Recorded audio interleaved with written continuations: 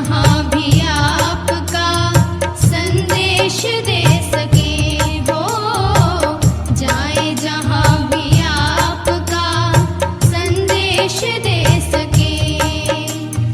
सतगुर की रहमतों का, सतगुर की रहमतों का यशोगान हम करें।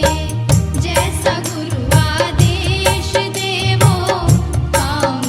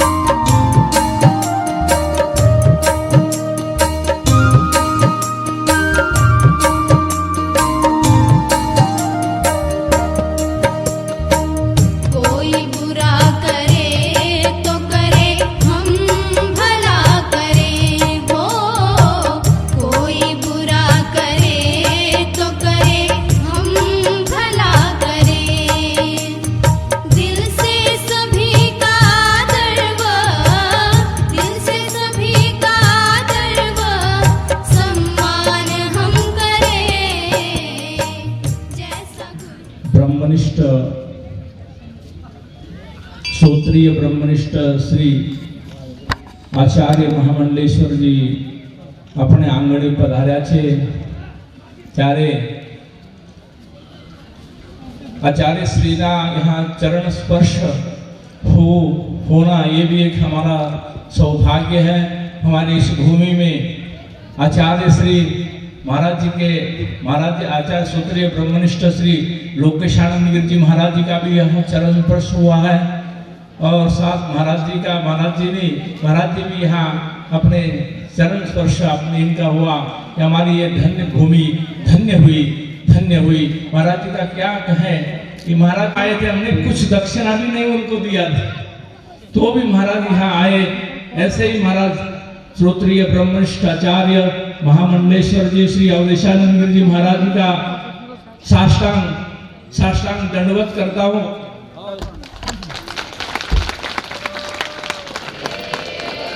उनके चरणों में नमन करते हुए मैं मेरा वाणी को विराम देता हूँ। हम आप लोगों का सब का सौभाग्य है कि महाराज जी का यहाँ पावन दर्शन हुआ या पगला हुआ। यही मेरे वाणी को विराम देता हूँ। शुभं कुरुत्वं कल्याणं आरोग्यं धनसम्पदः। शुभं कुरुत्वं कल्याणं आरोग्यं धनसम्पदः। शत्रुबुद्धि विनाशाय दीपज्योतिर्नमोस्तुते दीपज्योतिर्नमोस्तुते। शुभं कुरुत्वं कल्याणं आरोग्यं धनसम्पदः।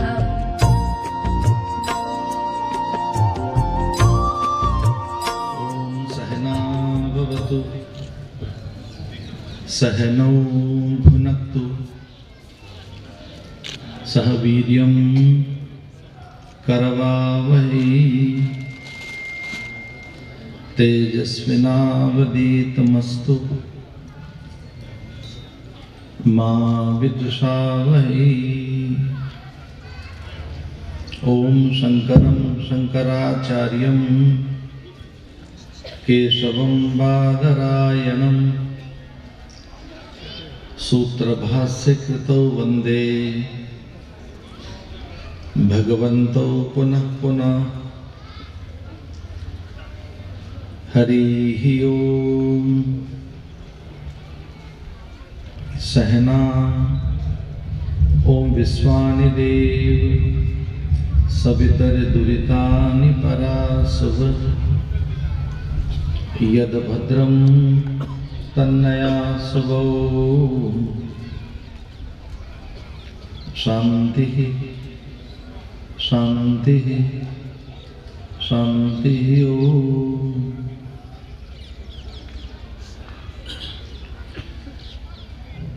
कल्याणी वीर प्रसूता संस्कार संपन्ना गुर्जर धरा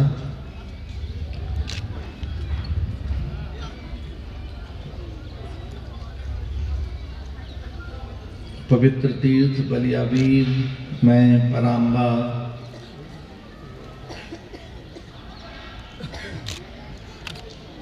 भवतारिणी कलिकल शुभंजनी मंगल करणी वरदायिनी अंबिका माता के अष्टम पाटोत्सव के इस पवित्र पर्व पर इस तीर्थ की सेवा चर्या सपरिया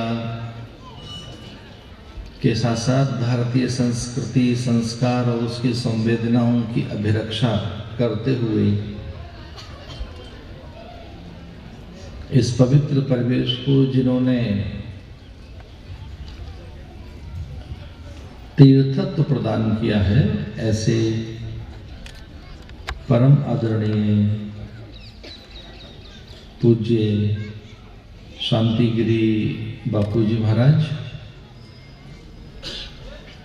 श्री पंचदशनाम जूनाखाड़ा के अत्यंत वरिष्ठ पूज्य संत पूज्य स्वामी वेद व्यासपुरी जी महाराज, अन्य सब संत वृंद,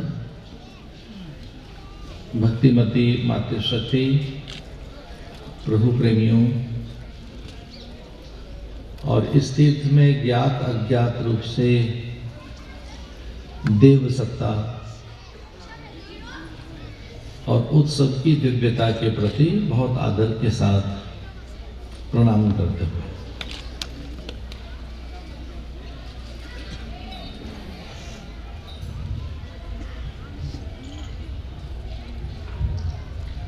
भगवान की साकारता अथवा उनके संकल्प की सिद्धि के निमित्त कोई है तो उसे संत कहते हैं। तो जो संत सत्ता है अथवा जो साधु है, प्राय है, वह भगवत कार्य सिद्धि के लिए ही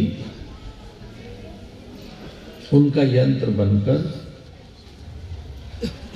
धरती पर विचरण करता है।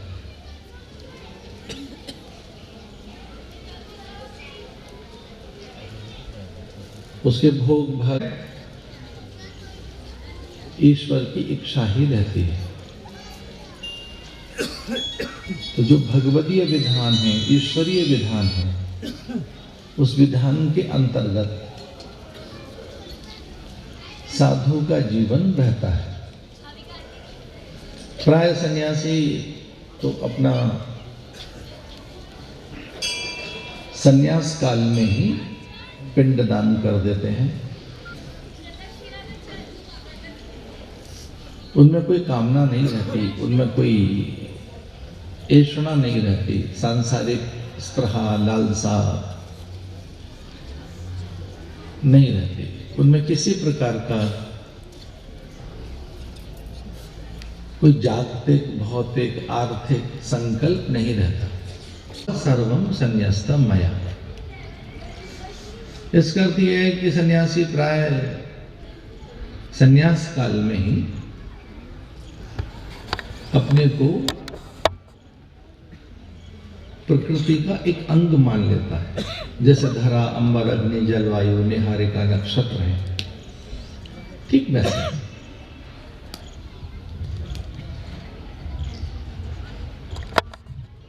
तो वो वैसा ही हो जाता है जैसे धरती है। धरती में गंध है अथवा जल में आर्द्रता है, जो जल में तरलता है, जल में जो आर्द्रता है, अथवा अग्नि में जो स्वाभाविक एक दाहकता है, वैसे ही एक सन्यास का धर्म भी है।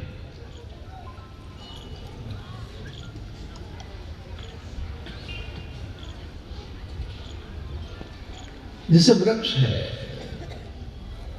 तो उसके फल फूल, उसकी कोई भी वस्तु स्वयं के लिए नहीं है। वृक्ष में प्राय प्राण रहते हैं, औषधि रहती है, वो पर्यावरण के संतुलन की भूमिका में रहता है, वो पर्जन्यों को आमंत्रित करता है। एक बहुत बड़ा सच है कि वृक्ष न हो तो बादल नहीं आ सकते। इस धरती पर बादल केवल वृक्षों के कारण आते हैं। वृक्ष ही बादलों को पैदा करते हैं। पर्जन्यों को पैदा करने का, पर्जन्य माने बादल, वृष्टि, तो वृष्टि के निमित्त कुछ धरती पर है तो वनस्पतियां हैं, वो वृक्ष हैं, वो पादप हैं, पेड़ पौधे हैं। तो वनस्पतियों के कारण ही बादल पैदा होते हैं। और फिर बादलों का आना माने जल लेकर आना। तो जैसे धरती पर वृक्ष की भूमिका है, वैसे ही एक साधु सन्यासी की भूमिका है। जैसे वृक्ष में जो काष्ठ है, लकड़ी है, फल फूल है, छाल छाया है, गोंद बलकल है, सुगंध है, सुरभिता है, औषधियां हैं, अथवा उसमें छाया है, तो सब दूसरों के लिए है। उसमें स्वाभाविक रूप से कोई प्रवृत्ति भी है तो वो परमार्थ ही है। इसलिए वेदांत में भगवान की 3 सत्ताएं बताई गई। वेदांत कहता है कि ब्रह्म की 3 सत्ताएं हैं, अथवा एक ही ब्रह्म 3 सत्ताओं में है। पहली सत्ता है पारमार्थिक सत्ता, दूसरी है व्यावहारिक सत्ता, तीसरी है प्रातिभासिक सत्ता। तो जो स्वयं ब्रह्म है, जो स्वयं परमात्मा है, एक को हम बहुत श्याम, जो उसका संकल्प है एक से मैं अनेक हो जाऊं, तो वो एक ही अनेक रूपों में बढ़कर परमार्थ का ही कार्य कर रहा है। तो कोई ईश्वर का भी मन जानना चाहे ईश्वर क्या है, तो वो परमात्मा अथवा ब्रह्म परमार्थ ही है। जो धरती के रूप में, बादलों के रूप में, बादलों में भी जो जल है, अथवा इस प्रकृति में जो पवन है, प्रकाश है, आकाश है, इस पर शास्त्रों का कहना यह है कि साधु नाम दर्शनम पुण्यम, साधु के दर्शन होंगे बड़े पुण्य की बात है। क्योंकि वो है कौन? जन्मांतरेत भवेत सिद्धि तदा भागवतम लभेत। शास्त्र कहते हैं कि बहुत जब पुण्य इकट्ठे हो जाते हैं तो ऐसे महात्माओं के दर्शन होते हैं जो साक्षात्कार संपन्न है, जो ईश्वरोपलब्ध हैं, आत्मोपलब्ध हैं, जिन्होंने स्वयं को पहचान लिया है अथवा उसके कार्य की सिद्धि के लिए अपना सर्वस्व आहूत कर दिया। साधु नाम दर्शनम पुण्य। क्योंकि साधु अथवा सन्यासी ईश्वर का ही संकल्प है। नारद पारिव्राजक उपनिषद में तो यहां तक लिखा है कि सन्यासी के दर्शन का अर्थ है साधु के दर्शन, उसकी संगति, सन्निधि, उससे संवाद, उससे एक गहरी तादात्मता, उससे एकात्मता, उससे हमारी अंतरंगता, अथवा उसके उपदेश श्रवण, अथवा उसके संकल्प में हमारा कोई सहकार, सहयोग, ईश्वर का ही कार्य है। तो साकार रूप में संत भगवान का ही रूप है। शबरी को भक्ति बताते हुए राम ने कहा, मोते अधिक संत कर लेखा। मुझसे अधिक, या कि अगर भक्ति भी कोई है तो प्रथम भक्ति संतन कर संगा। पहली कोई भक्ति है तो सज्जन पुरुषों का संग है, अच्छे व्यक्तियों का संग है। जैसे हम अच्छे व्यक्ति के संग में पहुंचते हैं तो वहां का विचार राज्य, भाव राज्य, उसका जो मनोराज्य है बड़ा पवित्र होता है। प्राय सन्यासी साधु के पास जाते हमारे विचार थम जाते हैं, हमें कोई विचार नहीं आता, कोई विचार रहेगा नहीं। सन्यासी के पास जाते हैं एकदम शांत, क्योंकि वो निर्विकल्प है, वो प्रशांतात्मा। आप किसी अच्छे साधु के पास जाकर देखो, आपके चित्त की वृत्तियां स्थिर हो जाएंगी, आप एकदम शांत हो जाएंगे, क्योंकि उसका जो मनोराज्य है, भावराज्य है। साधु की संगति में जैसे ही उसके सानिध्य में हम पहुंचे, उसकी निकटता में हम जैसे ही पहुंचते हैं, हमें कोई संकल्प विकल्प नहीं रहते, हम शांत हो जाते हैं, निर्वैध हो जाते हैं, निश्चल हो जाते हैं, हम अकाम हो जाते हैं, प्राय हम सहज हो जाते हैं। तो प्रथम भक्ति संतन कर संगा। साधु नाम दर्शनम पुण्यम, साधु के दर्शन को पुण्य बताया कि जैसे साधु की संगति में जाओगे अच्छे विचार आएंगे। साधु की संगति में आते ही पहली बात यह होगी कि आप में परोपकार की भावना जगेगी। फिर जैसा साधु होगा वैसे आपका मन बनेगा। हम जल की संगति में जाएंगे तो गीलेपन का, तरलता का हमें अनुभव होता। प्राय हम लोग जब हिमालय जाते हैं तो वहाँ शीतकाल का अनुभव होगा। अग्नि के सानिध्य में जाओ तो ऊष्मा का अनुभव होगा, दाहकता का। तो संत के सानिध्य में रहेंगे हम, अथवा सत्संग में जाएंगे तो हमारा अनुभव क्या बनेगा? परोपकार। परोपकार का अनुभव यहाँ आकर पता लगा, अथवा यहाँ की उत्सव में भागवत आने वाली। भागवत एक पुराण का नाम है और ऐसे 18 पुराण हैं। भागवत उनमें से एक पुराण है। अष्टादश पुराणेषु व्यासस्य वचनद्वयम्। 18 पुराण जितने हैं उनमें भगवान की कृपा से महर्षि वेदव्यास ने 2 ही बात लिखी है, केवल 2 बात, और कुछ नहीं, तीसरी चौथी कुछ नहीं। भागवत में 2 बातें लिखी हुई हैं, बस केवल 2 बातें हैं भागवत में, और केवल भागवत में नहीं, सारे पुराणों में। अष्टादश पुराणेषु व्यासस्य वचनद्वयम्। व्यास जी ने इतने पुराण लिख दिए, पर बातें तो केवल 2 लिखी हैं उसमें। उन्हीं को 18 पुराणों में वो बताते रहे, दृष्टांतों से, कथानकों से, आख्यान उपाख्यान से। बातें तो 2 लिखी है उन्होंने केवल। क्या लिखी है? अष्टादश पुराणेषु व्यासस्य वचनद्वयम् परोपकारः पुण्याय पापाय परपीडनम्। परोपकारः पुण्याय, अगर इस धरती पर कुछ कर सकते हो तो परोपकार कीजिए, परहित कीजिए। जी परहित करना क्या होता है? परोपकार माने क्या? अरे परोपकार सीखना है तो वृक्ष से सीख लो। परोपकार क्या करता है? वृक्ष। नदी क्या करती है? धरती क्या करती है? परोपकार पुण्याय पापाय पर पीड़नम। किसी को पीड़ा पहुंचाना ही पाप है और किसी का हित कर देना ही पुण्य है। और जैसे ही पुण्य जागृत होंगे तो यश, मान, संपदा, ऐश्वर्य, विद्या, विभूति, अहलौकिक पारलौकिक अनुकूलताएं प्राप्त होने लगेंगी। फेवर करने लगेगी पूरी सृष्टि, पूरी प्रकृति। आपके हित में खड़ी हो जाएगी प्रकृति और उसकी पूरी व्यवस्था। नियंता, नियति, नियंता और नियति आपके हक में खड़े हो जाएंगे। नियंता और नियति, अगर आपके पास पुण्य है तो इसे पुण्य करिए। पुण्य माने शुभ कर्म करिए, सत्कर्म करिए, शुभ कर्म करो। महाराज बता रहे थे कि लक्षचंडी यज्ञ हुआ और फिर मां अंबा का आगमन हो गया। मां अंबा यहां प्रकट हो गई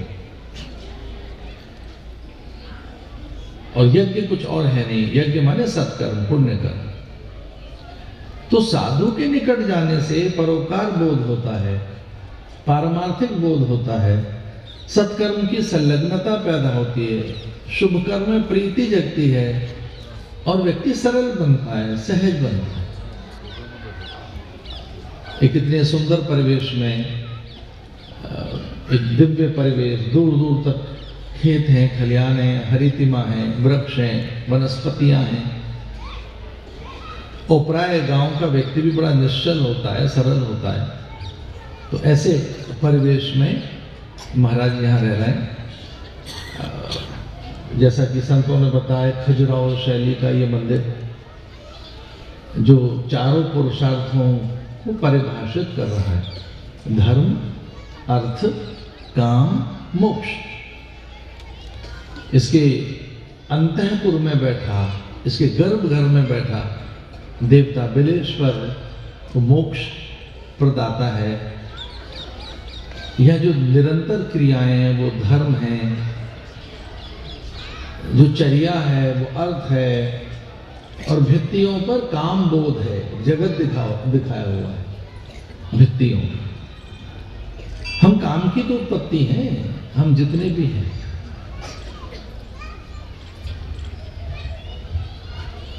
इसे संत के सानिध्य में जो पहली आप में प्रेरणा आएगी वो परोपकार की आएगी, विचार की पवित्रता की आएगी। आप सहज हो जाओ। पिछले 2-3 वर्षों से मुझे एक बात प्राय याद आ जाती है। महर्षि पतंजलि ने अपने योग दर्शन में लिखा है, हमारे यहाँ 6, वैसे तो 12 दर्शन हैं, 12 दर्शन हैं, एक दर्शन तो है नहीं, एक फिलॉसफी तो है नहीं। हम भारत के प्राणी दर्शन की दृष्टि से, ज्ञान की दृष्टि से बहुत उन्नत है, पूरा विश्व इस बात को मानता है। उनमें एक दर्शन है योग दर्शन,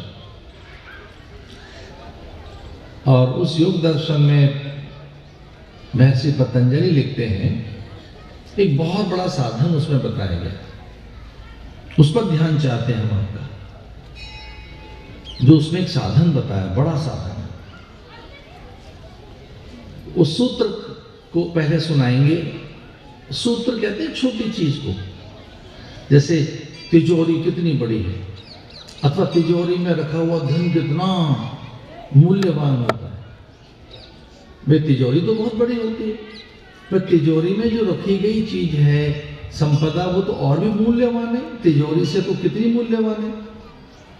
उसमें रत्न है, रत्नों में भी पन्ना, फुकराज, वैदूर्य, मूंगा, माणिक्य अथवा आभूषण या कि धन। तो तिजोरी में जो रखा हुआ धन है, उससे कम मूल्य की ही तो तिजोरी है ना। भाई तिजोरी ज्यादा पैसे की तो नहीं है ना, जिसमें रखा हुआ धन है उसमें तो बहुत धन है वो तो, पर तिजोरी तो कम पैसे की है। पर तिजोरी में भी जो चाबी है, जिसे कुंजी कहते हैं, तो वो तो तिजोरी से भी कम पैसे की है, बहुत ही थोड़ी सी है। एक चाबी लिए आप घूम रहे हैं, ताली लिए घूम रहे हैं, ताले की ताली लिए घूम रहे हैं, चाबी कीज लेके घूम रहे हैं, वो तो और भी छोटी है। अब इतना बड़ा जो धन है, इतना धन संभाल के हम कहाँ रखें, तो धन को हम तिजोरी में रख देते हैं, और तिजोरी को कोई खोल न ले और उसमें हमने ताला लगा दिया, उसकी चाबी लेकर हम घूम रहे हैं। तो मैं आपको चाबी बताता हूं क्या है, वो कीज क्या है। कीज माने कुंजी क्या है। उसके लिए लिखते हैं पतंजलि, आनंद की कीज कहां है, वो चाबी कहां है। आनंद की, प्रसन्नता की, सिद्धि की, जीवन की सिद्धि कैसे होगी, जीवन में पूर्णता कैसे आएगी, क्योंकि हमारे सारे संकट अपूर्णता के कारण है।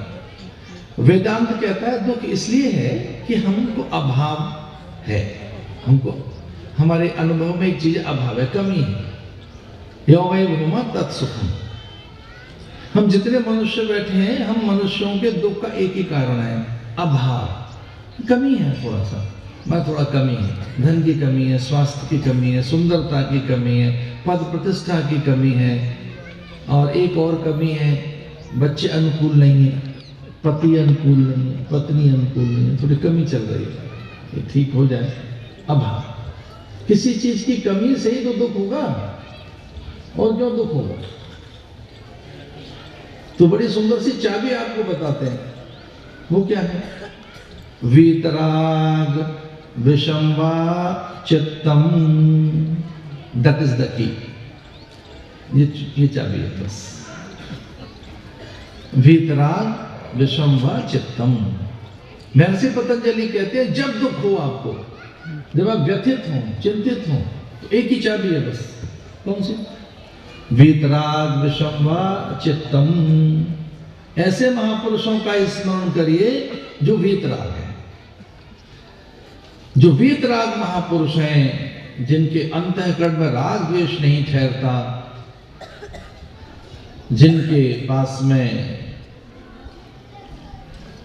मन की मूढ़ता नहीं है, चित्त का चांचल्य नहीं है, बौद्धिक भ्रम नहीं है, देह की जड़ता नहीं है, जिनके पास अज्ञान नहीं है, जिन्होंने अपने अज्ञान को छिन्न भिन्न कर लिया है, विशोकावा ज्योतिषमती, जिन्होंने अपने शोक को जीत लिया है ज्ञान के द्वारा। महाराज तो मेरा बहुत आदर कर रहे थे, वो कह रहे थे श्रोत्रिय ब्रह्मनिष्ठ, ऐसा कह रहे थे। इससे बड़ा और आदर क्या हो सकता है? आप किसी को श्रोत्रिय कहते हैं और ब्रह्मनिष्ठ कहते हैं।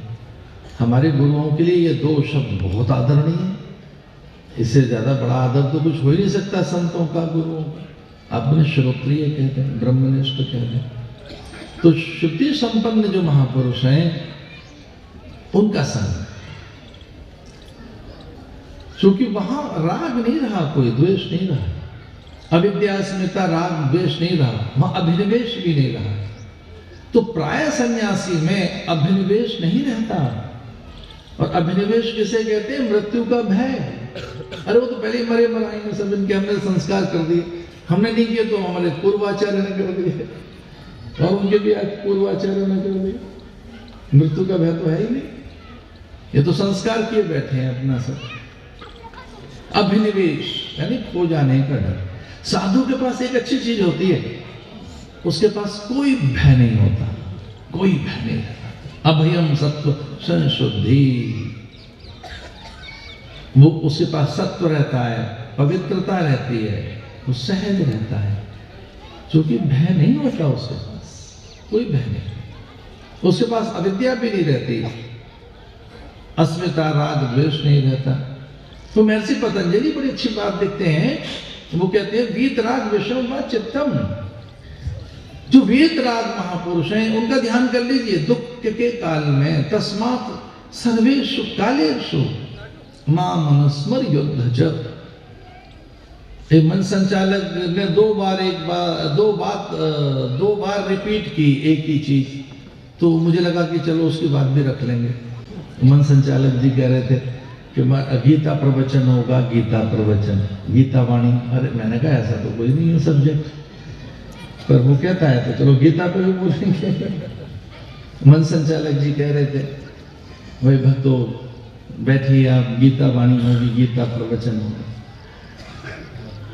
तो गीता को भी कोट करते हैं हम, तस्मात् सर्वेषु कालेषु मां मनस्मर युद्ध च। जीवन युद्ध जैसा है, और जितने हमारे ग्रंथ हैं वो सब युद्धों के साथ जुड़े हैं। भाई दुर्गा सप्तशती का पारायण आप करिए, युद्ध ही तो है, उसमें है क्या? चंडमुंड, सुमनसुम, महिषासुर, धूम्रलोचन, विडाल, अतिसौम, भंडासुर। अगर आप ये अम्बा की बात हम करें, अंबिका मां की, उसके 8वें पाटोत्सव में आए हैं। अम्बा माने क्या? चंडमुंड, सुमनसुम, महिषासुर, धूम्रलोचन, रक्तबीज, भंडासुर, अतिसौम, विडाल, ताम्रासुर, रक्तबीज। इतना बड़ा दैत्य था कि उसकी एक भी बूंद धरती पर गिर गई तो फिर से वो और पैदा हो जाते थे। तुम छिन्न मस्तिका बन गई, भैरवी भवानी बन गई, वैशौडसी त्रिपुर सुंदरी बन गई, काली तारा बगलामुखी धूमावती बन गई।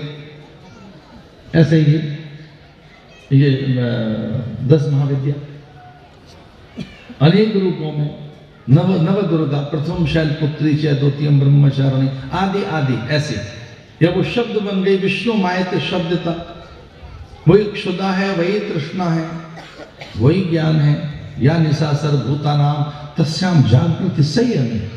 तो चलो गीता की भी हम बात करें तो गीता में भगवान ने बड़ी सुंदर सी बात कही, तस्मात् सर्वेषु कालेषु मां मनस्मर युद्ध च। जीवन एक युद्ध की तरह से है, और मुझे मत भूल जाना। अगर तू मुझे याद रखेगा तो शक्ति, विभूति, विद्या, वैभव, ऐश्वर्य, सामर्थ्य और समाधान के रूप में मैं तेरे साथ रहूंगा। तो जितने भी हमारे ग्रंथ हैं वो युद्धों का इतिहास है, उसमें वो पराक्रम से भरे पड़े, पुरुषार्थ से भरे पड़े। निठल्लों का कोई यहाँ काम नहीं है। दुर्गा की किस लिए पूजा है? वो देखिए कितनी सामर्थ्यवान है। अब ये दुर्बल की पूजा किसी ने नहीं की। मैं नहीं जानता कि अच्छी प्रथा है या नहीं, मैं उस प्रथा की बात नहीं कर रहा हूं, पर बलि शेर की तो नहीं दी जाती, बकरे की दी जाती है बेचारे की। शेर की तो बलि किसने नहीं दी, वो इतना सामर्थ्यवान। शेर की बलि तो नहीं सुनी। मां मनस्मर युद्ध च, युद्धों का इतिहास है हमारा। और वो न केवल दुर्गा का बल्कि राम का भी और कृष्ण का भी। वो जन्म लेते ही वो अविद्या रूपी पूतना हो, वो तृणाव्रत हो, उत्कच हो, अघासुर बकासुर हो, या कि वो स्वयं कंस हो, या वो राम, वो खर या दूषण हो, या वो कुंभकर्ण अथवा रावण हो। ये देखिए, आओ जरा एक छोटी सी बात पे ध्यान दो, ये स्मरण करते रहना, तस्मा सर्वेषु कालेषु। गीता में दुख का एक ही कारण बताया, और कोई कारण नहीं। गीता में दुख का एक कारण है, एक केवल, और वह आत्मविस्मृति, खुद को भूल जाना। जैसे हम खुद को भूल जाते हैं तो हम बस दुख के आसपास रहते हैं। आत्मविस्मृति, भगवत विस्मृति दुख का कारण है। आत्मविस्मृति अथवा भगवत विस्मृति, नारायण स्मृति सुख का कारण है। नारायण स्मृति एतावान सांख्य योगाभ्याम स्वधर्म परिनिष्ठया जन्म लाभ परापुंसान्ते नारायण स्मृति। भागवत की कथा सुनाते हुए सुखदेव मुनि ने कहा कि बस एक ही काम करते रहना, भगवान के स्मरण में रहना, सच के आसपास रहना। और वो कहाँ होगा? बोले संतों के पास।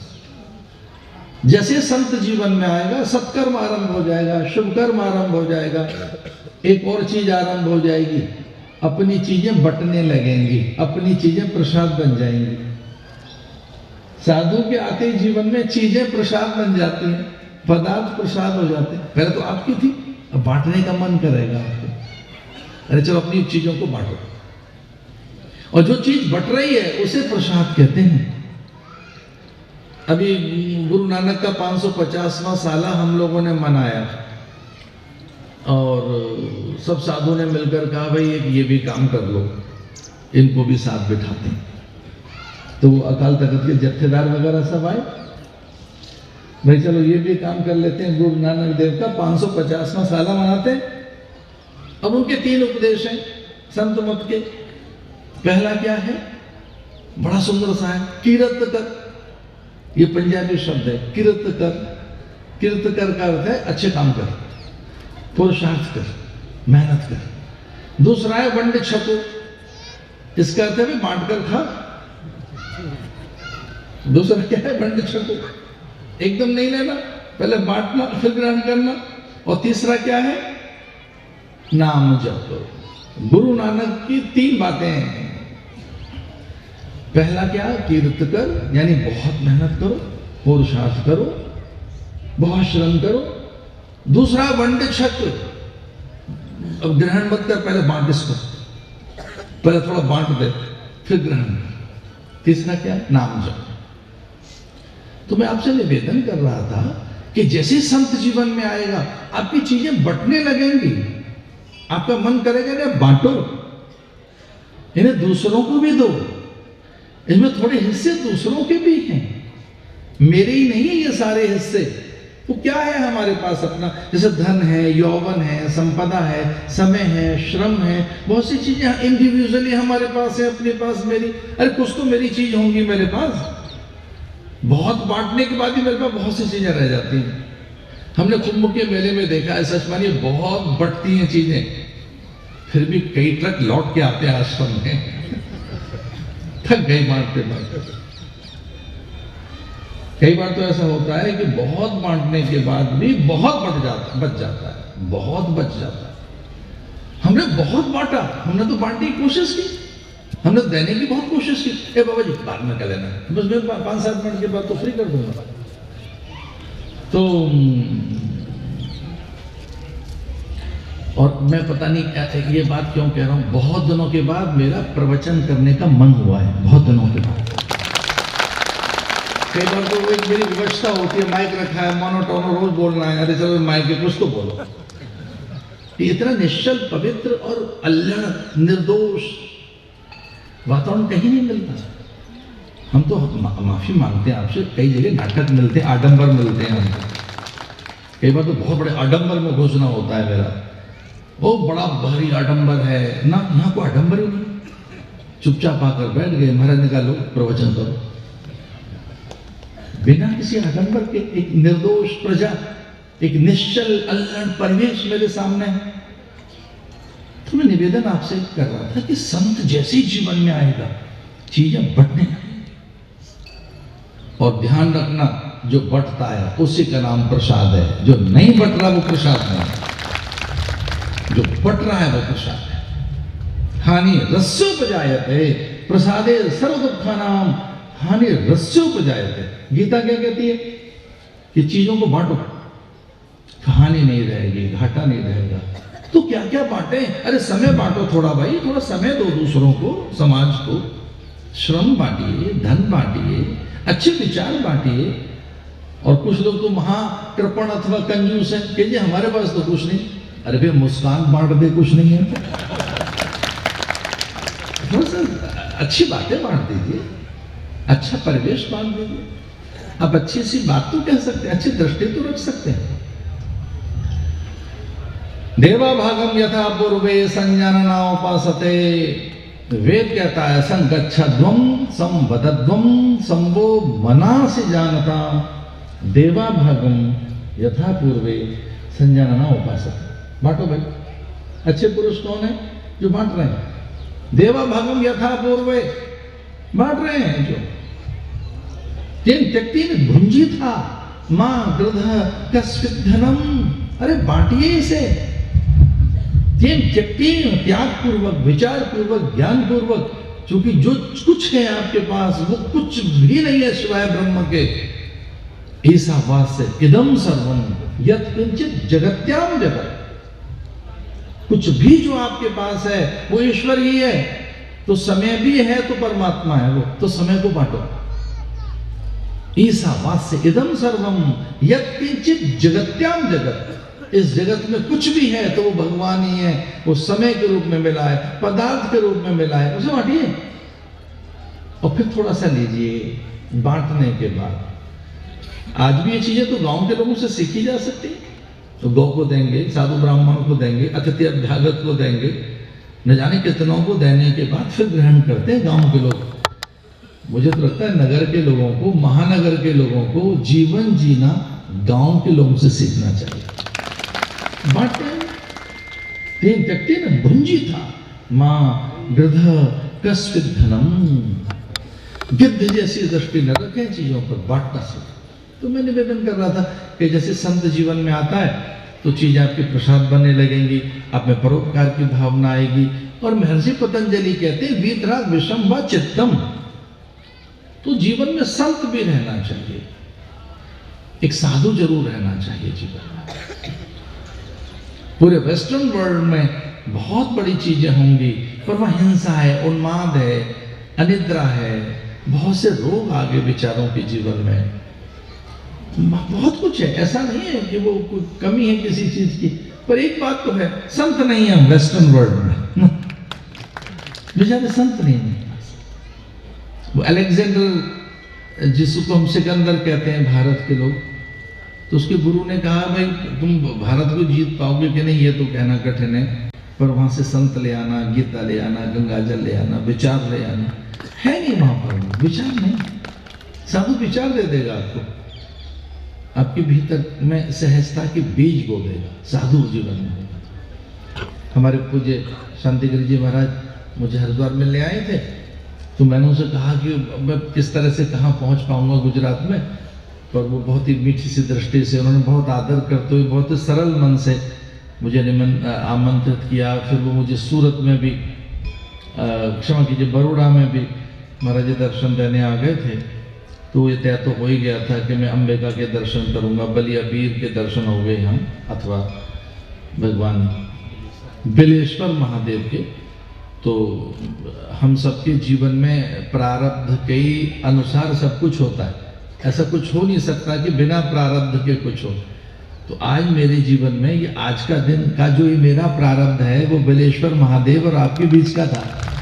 ये जो प्रारब्ध है जिसमें हम सत्संग कर रहे हैं, अच्छे विचार कर रहे हैं, हम अच्छे भाव से बैठे हैं। तो बस संतों के पास रहना, हमारे इतने अच्छे अच्छे महापुरुष यहाँ बैठे हैं, और ये पूज्य शांतिगिरी जी महाराज का स्वभाव अथवा उनकी प्रकृति के ही अनुरूप है कि अच्छे संतों के यहाँ दर्शन हो गए, उनको व्यवहार कुशल हैं, उन्होंने इन सब संतों को बुलाया, आपको आमंत्रित किया। बस लगे रहना बिलेश्वर महादेव के पूजन दर्शन में, अंबिका माता के अर्चन स्तवन में, बलिया वीर की सेवा चर्या सफरिया में सत्कर्म करते रहना। आप तो महाभाग्यवान है, कथा भी होने वाली है, उस कथा का लाभ लेना। तो ये मान के चलिए कि बस मैं कुछ ऐसी भूमिका बनाकर चला गया उत्सव की कि जिसमें आपका उत्सव फलीभूत हो। ये 8वां पाटोत्सव आपका फलीभूत हो। अपने शब्दों को विराम देते हुए कि हम संतों की संगति में रहें, परोपकार में रहें, भगवान के स्मरण में रहें और सहज रहें, यही जीवन की पूंजी है। मैं पूज्य शांतिगिरी जी महाराज के स्वास्थ्य की प्रार्थना करते हुए माँ अंबिका भगवती उन्हें स्वस्थ रखें और उनसे बड़े बड़े कार्य कराएं वो इस क्षेत्र में। और जब उन्होंने कहा कि उन्होंने लक्षचंडी यज्ञ किया है तो मैं थोड़ा चौंक तो रहा ही था, क्योंकि हम जानते हैं लक्षचंडी यज्ञ क्या होता है अथवा वो कितने बड़े साधन व्रत के बाद संपन्न होती है। वो लक्षचंडी का विधान क्या है वो तो हमको पता ही है। और फिर ढंग से पूज्य भाई श्री का आगमन और वो कथा के लिए आ रहे हैं, तो वो एक संकल्प सिद्ध पुरुष हैं, ये तो अनुभव है ही मेरा। तो उनके द्वारा अच्छे कार्य हों, उनके बहुत शुभकामनाएं। और पुनः 8वें पाटोत्सव की बधाई। अंबिका हम सबका कल्याण करें। ओम सहना ओम सर्वे भवन्तु सुखिनः, सर्वे सन्तु निरामया, सर्वे भद्राणि पश्यन्तु माँ कश्चित् दुःखभाग् भवेत्। पूर्णमदः पूर्णमिदं पूर्णात् पूर्णमुदच्यते, पूर्णस्य पूर्णमादाय पूर्णमेवावशिष्यते। ओम शांति शांति शांति। ओम आज के आनंद की। मैं थोड़ा हमारे अखाड़े के आचार्य हैं तो महाराज के प्रति थोड़ा 2 शब्द मैं कहना चाहता हूँ, क्षमा करने और महाराज जी से भी प्रार्थना करता हूँ। आरती आप लोग जब तक आरती की तैयारी करो, ये अपनी परंपराएं हैं। कोई महापुरुष महाराज ने भी कहा था साधु नाम दर्शनम पुण्यम तीर्थभूत, ऐसा। तो महाराज जी यहाँ से हम साक्षात नारायण, जैसे आपको तो पता है आस्था चैनल पे, संस्कार चैनल पे महाराज जी की इतनी कथाएं चलती हैं। महाराज जी अपने देश के नहीं पूरे विश्व के सम्राट धर्माचार्य हैं। ऐसे धर्माचार्य मिलना, इनका दर्शन बहुत दुर्लभ है। महाराज ने जो भी कहा श्रोत्रिय ब्रह्म ब्रह्मनिष्ठ, हम जो श्रोत्रिय ब्रह्म कहते हैं ये गलत नहीं है। शांतिगिरी जी महाराज ने गलत नहीं कहा। महाराज आपसे हम श्रोत्रिय ब्रह्म नहीं, ब्रह्मनिष्ठ नहीं, आपसे हम साक्षात ब्रह्म स्वरूप हैं। जब महाराज का एक कार्यक्रम कनखल में चल रहा था, महाराज रामदेव जी महाराज के वहाँ, तो मैंने सुना महाराज ने 10 विद्या के विषय में जो बताया था, सुनी है महाराज की वाणी। अगर एक बार महाराज की कथा भी कोई उनके सानिध्य में बैठ के सुन ले गए तो जैसे अमृत बरसता हुए। वक्ता तो बहुत हैं, महाराज जी ने बहुत सुंदर बात करी, उसके ऊपर मैं नहीं टिप्पणी करूंगा, परंतु इतना जरूर कहूंगा कि आज का जो युग जो है वो दिखाव का है, परंतु महात्मा का युग कोई दिखाव का नहीं होता है। महाराज के 365 दिन में कि मेरे सिर पर रख गिरधारी, ओ मेरे सिर पर रख बनवारी, अपने दोनों ये हाथ, देना हो तो दीजिए जन्म जन्म का साथ, देना हो तो दीजिए जन्म जन्म का साथ। मेरे सिर पर रख बनवारी, मेरे सिर पर रख गिरधारी, अपने दोनों ये हाथ, देना हो तो दीजिए जन्म जन्म का साथ, देना हो तो दीजिए जन्म जन्म का साथ। अरे अब तो कृपा कर दीजिए जन्म जन्म का साथ, अब तो कृपा कर दीजिए मेरे सिर पर रख बनवारी, मेरे सिर पर रख गिरधारी, अपने दोनों ये हाथ देना हो तो दीजिए जन्म जन्म का साथ, देना हो तो दीजिए जन्म जन्म का साथ।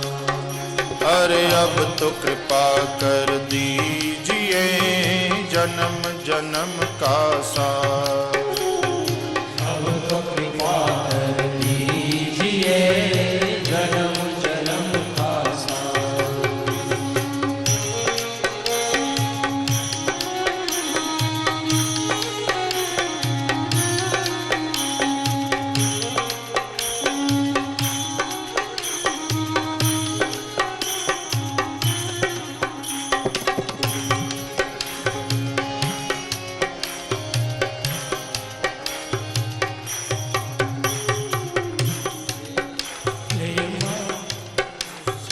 धन और दौलत क्या मांगे, देने वाले श्याम प्रभु से।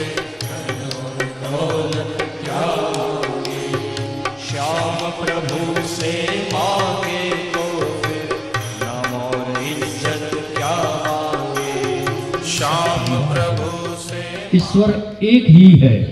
ब्रह्मांड की हर कृति ईश्वर की इच्छा से निर्मित है और धर्मनिरपेक्षता का अर्थ सभी धर्मों के शब्दों और कर्मों के प्रति सम्मान।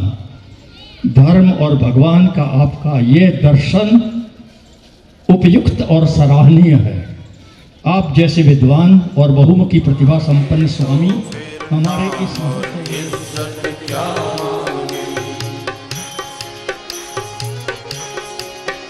मेरे जीवन में अब कर दे, मेरे जीवन में अब कर दे तू कृपा की बरसात, देना हो तो दीजिए जन्म जन्म का साथ, देना हो तो दीजिए जन्म जन्म का साथ। मेरे सिर पर रख बनवारी, मेरे सिर पर रख गिरधारी, अपने दोनों ये हाथ देना हो तो दीजिए जन्म जन्म का साथ, देना हो तो दीजिए जन्म जन्म का साथ। अरे अब तो कृपा कर दीजिए जन्म जन्म का साथ, अब तो कृपा कर दीजिए जन्म जन्म का साथ।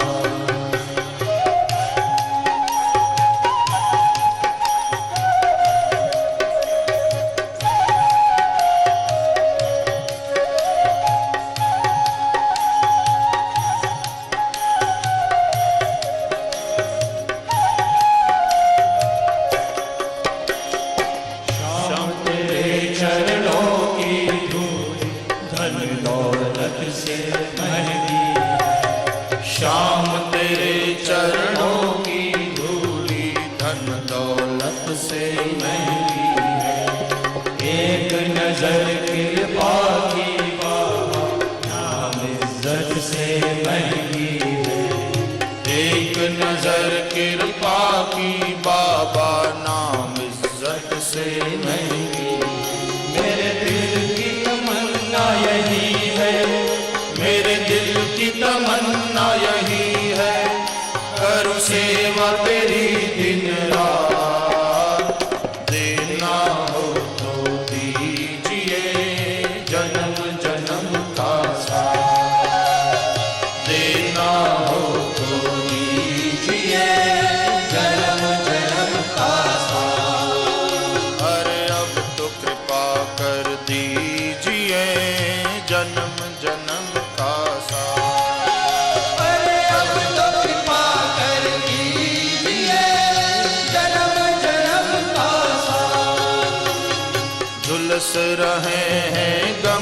धूप में प्यार की छैया कर दे तो। जय हो। ये छाया है प्यार की छैया कर दे तो। बिन माझी के नाव चले ना, अब पतवार पकड़ ले